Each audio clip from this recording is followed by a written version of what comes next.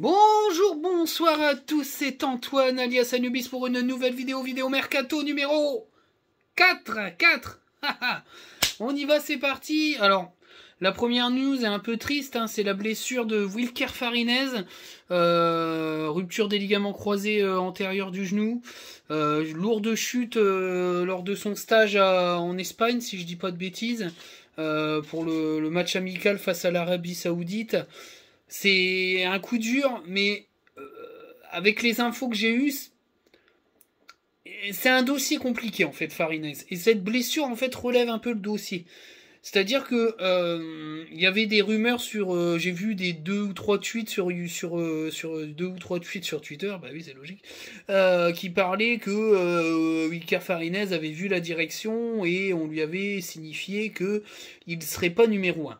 Alors, j'ai voulu un peu creuser parce que j'ai envie de savoir, c'est quand même important. Et donc, il m'a été dit que c'était le cas, que la direction avait pris une décision qui pensait que Wilker Farinez était trop tendre pour se prévaloir d'une place de numéro 1 en accord avec les ambitions du club. C'est toujours la même chose, c'est-à-dire des ambitions qui sont des ambitions européennes, top 10 européenne, avec un maintien très rapide. Hein. Un maintien très rapide, ça veut dire qu'il faut être dans le top 10 pour être maintenu très rapidement. Et des ambitions d'être européen, ou de se battre encore, d'être en bataille pour l'Europe. Moi, ce que j'en pense, c'est que pour moi, Wilker Farinez avait largement le niveau Ligue 1. Maintenant, c'est clair que son jeu au pied et ses sorties un peu hasardeuses n'en faisaient pas une valeur sûre à 100%. Maintenant, c'était pas du tout prévu, je pense, dans un premier temps, de recruter un gardien tout de suite. Que la direction en fait attendait un peu les mouvements au niveau mercato pour voir s'il y avait moyen de se positionner. J'ai un petit peu vu alors les pistes.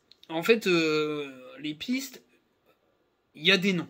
Voilà, il y a des noms qui ont circulé et des noms qu'on m'a un peu un petit peu validé. Le premier nom, c'est Brice Samba. Voilà. Le joueur est clairement ciblé par le club. Il veut pas prolonger à Nottingham Forest.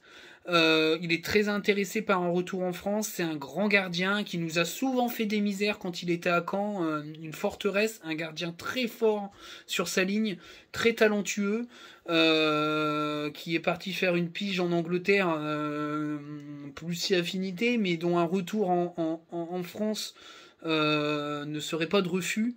Il est vraiment ciblé par le club. Maintenant, avoir l'indemnité, parce que c'est vrai que Nottingham Forest va pouvoir en réclamer beaucoup, parce qu'en première ligue, les prix sont faramineux. Maintenant, il y a une deuxième piste, qui est une piste aussi crédible, d'une parce que je crois ce qu'on me dit, et de deux parce que ça me semble très réaliste, et pourquoi pas, c'est Benitez. Voilà. Le gardien est en fin de contrat, il lui reste plus qu'1 an de contrat à Nice. Nice souhaite recruter un gardien de plus haut standing. Le joueur est amoureux de la France. D'ailleurs, il a demandé sa naturalisation française et il a parlé à plusieurs reprises d'une volonté d'essayer d'intégrer le groupe France. C'est un homme qui aime la France, c'est un homme qui veut rester en France et le projet lensois pourrait lui convenir. Maintenant, c'est pareil, c'est une histoire de pognon, parce que là, on parle quand même de gardien titulaire, hein, que ça soit Benitez ou Brice Samba, on n'est pas sur un numéro 2 ou un numéro 3 qui coûte beaucoup moins cher, là, on est sur un gardien titulaire. Maintenant, la question qu'on se pose, c'est l'avenir de Wilker Farinez. Moi, je sais pas, j'étais pas gardien, mais je jouais au foot. Les ligaments croisés pour un gardien, c'est extrêmement problématique. Il en a pour beaucoup plus que 6 mois à revenir. Il y a une opération qui le tiendra éloigné des terrains entre 4 et 6 mois, donc déjà il ne reviendra pas avant la deuxième partie du championnat. Et encore, parce qu'il faudra qu'il prenne du temps pour se réathlétiser et renforcer tout ça, parce que c'est des appuis extrêmement importants pour un gardien qui va devoir reprendre confiance, reprendre 100% de ses sauts, de ses jumps. Pour moi, l'année est morte pour lui, hein, mais c'est pour ça que je pense que c'est un joueur qu'on reverra plus sous les couleurs lensoises. Il faisait déjà pas l'unanimité. Je pense que là, ça a un peu, comment dire, malheureusement, ça a un peu simplifié le dossier, quoi. Donc voilà, mais on est de tout cœur avec lui, c'est un Lensois, il a fait des bonnes choses, on espère le revoir, mais voilà, recruter un numéro un, c'est pour lui dire adieu à la place de numéro un sur du moyen terme, ça c'est clair. Donc voilà, ça c'est l'épisode gardien. Voilà, donc 2 noms à retenir. Voilà. Alors après, je reprécise, je suis pas insider, c'est des infos que j'ai. Je donne ce que j'ai comme info. Je vais pas en avoir 12 millions parce que quand on voit les insiders, ils ont un tweet par club, ils ont 25 000 pistes. Non, non, moi je vous dis les choses. Là, il y a la news gardien qui se blesse. J'ai posé 2-3 questions et les retours que j'en ai, c'est ça. Voilà, clairement, c'est ça. Donc, Benitez, et Brice Samba. Alors Brice Samba, ça a été corroboré par Moumou Toubachter. Alors après, attention, hein, Toubachter, il est gentil, mais il y a beaucoup de brins dans ce qu'il dit, clairement. Même si, voilà, je le follow quand même parce que je suis un peu les infos parce que il a quand même 2-3 tuyaux solides, mais 2-3 sur 12. Mais après, ça reste un personnage, voilà, tu peux parler avec lui, voilà, il n'y a pas de. Je critique pas l'homme, tout ça, mais bon, c'est à prendre avec des pincettes. Donc j'ai rien à cocher, de toute façon je lui ai déjà dit sur Twitter, j'ai déjà commenté, moi voilà, j'ai pas de porte de derrière. Et voilà, oui, Benitez, c'est mon petit doigt dans mon oreille.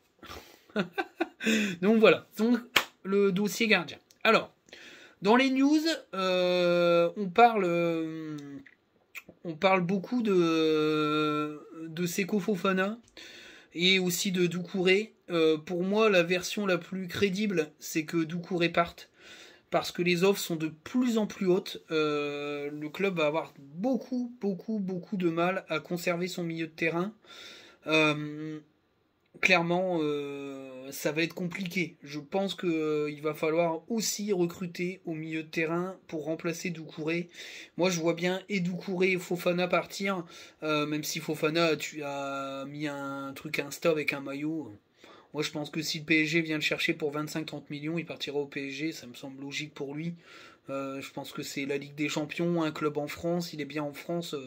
L'intérêt du PSG est extrêmement intéressant pour lui. Maintenant, on parle de 20 millions d'euros, ça me semble peu. Moi, je pense que ça partira à 30 millions. Ou si c'est 20 millions d'euros, c'est avec Kalimundo. Alors là, on fait une sacrée affaire, je pense.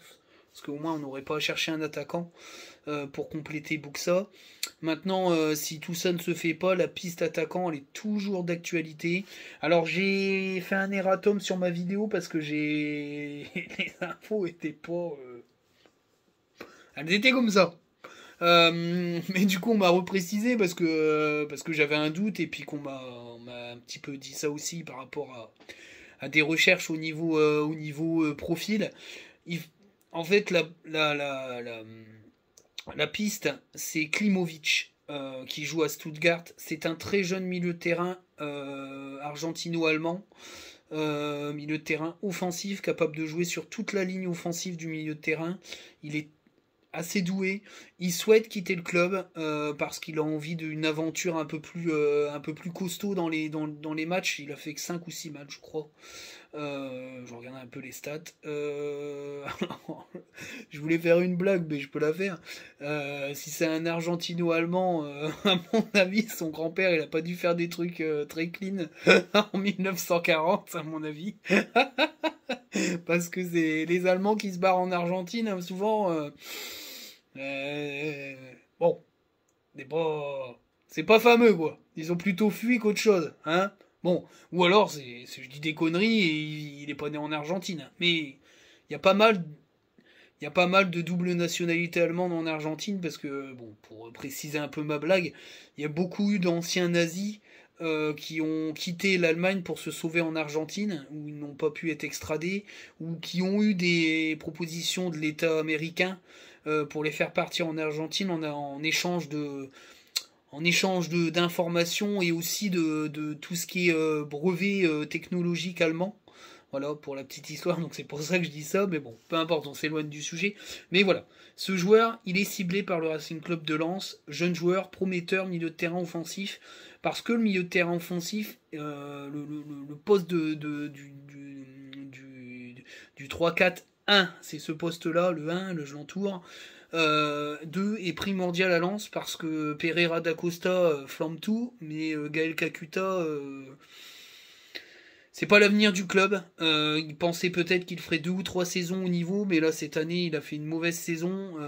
Il est peut-être sur le départ. Maintenant rien n'est acté, mais en tout cas le club cherche à renforcer ce poste. Alors il y a Jesse Deminguet aussi, hein, je l'ai dit à plusieurs reprises, je le répète, qui fait partie de la shortlist. Mais voilà, Klimovic y est. C'est pour moi une preuve que le club bosse bien, parce que ces genres de profils-là, c'est des profils qui doivent être bien étudiés, hein, à mon avis. Ça bosse bien. De toute façon, la cellule de recrutement externalisée de Guy Solfi, elle bosse super bien dans toute l'Europe, et puis en Amérique du Sud. En tout cas, voilà, le milieu de terrain est ciblé. Maintenant, Van Zer, c'est pareil, hein, on m'a dit, oh, bah t'es sûr, parce que... non, Van Zer est bien ciblé aussi, le Lens va tenter quelque chose pour l'attaquant. Maintenant, tout est lié au dossier Kalimuendo. C'est-à-dire que la priorité de Lens, c'est de recruter Kalimuendo. Maintenant, le problème, c'est que Kalimuendo, il a tellement d'offres partout que Lens, c'est pas forcément sa priorité, même s'il adore le club. Après, voilà, il a aussi un plan de carrière il a un plan de carrière à gérer, et ça se comprend. On va pas non plus dire au gars, reste à Lens, t'es 7ème, tu restes à Lens, va pas jouer l'Europe avec un club allemand, hein, ou anglais. Ça n'a pas de sens. Ça n'a pas de sens. Donc voilà, mais tout est lié à ce dossier-là. Mais tout va très très vite se décanter. Déjà, il va y avoir l'annonce des trois recrues, c'est-à-dire Buxa, Poreba et Cabo dès le 10 juin. Et puis ensuite, le reste va couler de source, parce que le club va vouloir être au complet très rapidement. Donc tous les dossiers vont se décanter, on en parlera bien sûr assez rapidement. Voilà. J'ai pas plus de news que ça, parce que là, c'est vraiment le gardien vient un peu fracasser le mercato lensois, qui était plutôt construit hors gardien. Maintenant, je pense que Jean-Louis Léca en numéro 1 pour dépanner, c'est bien. Mais qu'est-ce que tu renvoies au gardien, quoi? Parce que je pense que c'était clair que Francaise, dans sa tête, c'était il y avait une alternance, et puis Vika Farines serait numéro 1 en septembre. Je veux dire, au départ de la saison, en tout cas, et peut-être que ne le serait pas avec un autre gardien, mais Léca n'avait plus l'air de faire partie du numéro 1 dans la tête de Hayes l'année prochaine. Et ce qui est un peu logique, parce que même s'il a fait le taf, c'est le passé du club. Enfin, c'est le passé récent du club. Pour moi, c'est pas l'avenir du club. Il peut encore faire une saison maximum au haut niveau. Après, ça va être plus compliqué, quoi. C'est plus compliqué, on approche des 37, 38 ans. Ça commence à être compliqué quand t'es pas un gardien de très très haut niveau, ce qui est les cas, c'est-à-dire que c'est un bon gardien, mais c'est pas un gardien de très très haut niveau. Les gardiens de très très haut niveau, ils peuvent jouer jusqu'à 40 ans, mais les cas, je pense que voilà, il est plutôt dans une phase descendante, sans lui manquer de respect, hein, ça reste un bon gardien qui a fait une bonne saison, voilà, mais je pense pas que ça sera lui le numéro 1. Voilà, je donne mon avis. Après, c'est pas un avis sourcé, c'est mon avis. Mais la recherche de gardien, c'est sûr, ça c'est clair, c'est une décision de la direction qui était déjà antérieure un peu, mais qui n'était pas forcément... C'était une option de recherche. Maintenant, c'est plus une option, c'est un fait. Voilà, ça va vite se faire. Voilà pour cette vidéo. Alors ça, c'est des formats courts, hein, c'est mercato, on n'est pas non plus Manchester City, on n'a pas 1 million de cibles. Maintenant, je ferai ma vidéo, je pense, très très bientôt. Enfin là, aujourd'hui ou demain. Là, on est aujourd'hui, mais je la ferai peut-être encore une derrière pour faire la vidéo de bilan de fin de saison avec la notation de tous les joueurs. Si j'en oublie pas. Je vais sûrement en oublier, mais bon, c'est pas grave. Et puis voilà, on va aller tranquillement sur le début du mercato de la saison 2022-2023. Puis ça sera très bien. Puis je veux pas trop faire de vidéo équipe de France, j'ai pas le temps, puis Dédé m'énerve.